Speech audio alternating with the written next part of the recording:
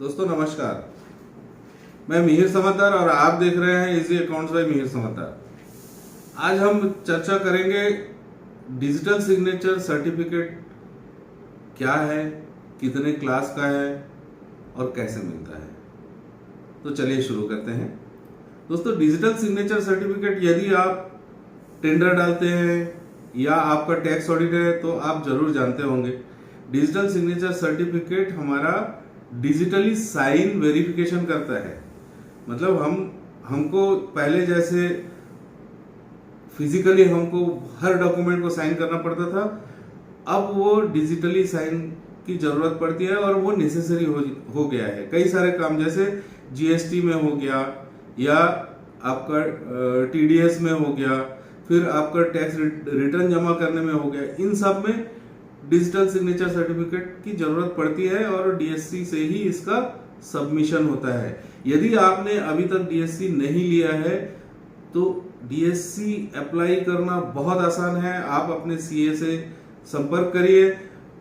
CA वहां से apply करने आपका आधार कार्ड, पैन कार्ड और आपका एक फोटो लेकर वो अप्लाई कर देगा और आपको एक लिंक भेजेगा। उस लिंक में आपको आधार कार्ड और पैन कार्ड को लेके बैठ के आपको एक वीडियो बनाना है और वो वीडियो अपने आप अपलोड हो जाएगा और आपका डीएससी अप्रूव होके सैंक्शन हो जाएगी।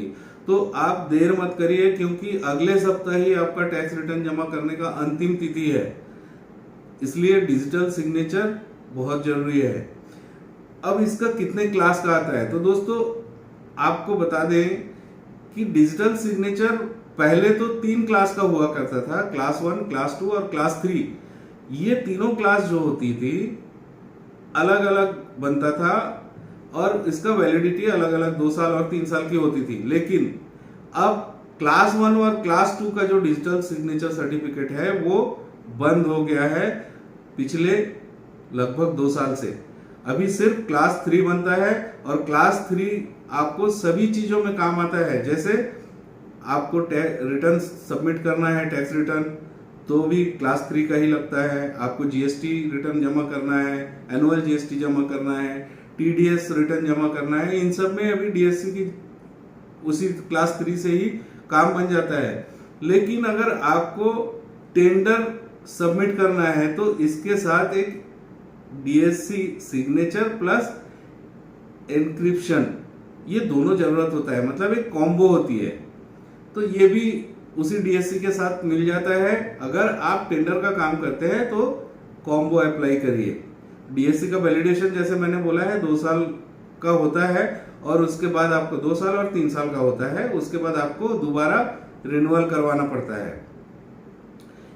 मैं पुनः कह रहा हूं, यदि आपने अभी तक डीएससी नहीं लिया है या आपके पास डीएससी नहीं है, हो सकता है आपका टैक्स रिटर्न पहली बार आ रहा है, आप पहली बार टैक्स रिटर्न में आ रहे हैं, तो आप जरूर डीएससी अप्लाई कर दीजिए। अभी बहुत समय है, 1 सप्ताह के अंदर आपका डीएससी आ जाएगा।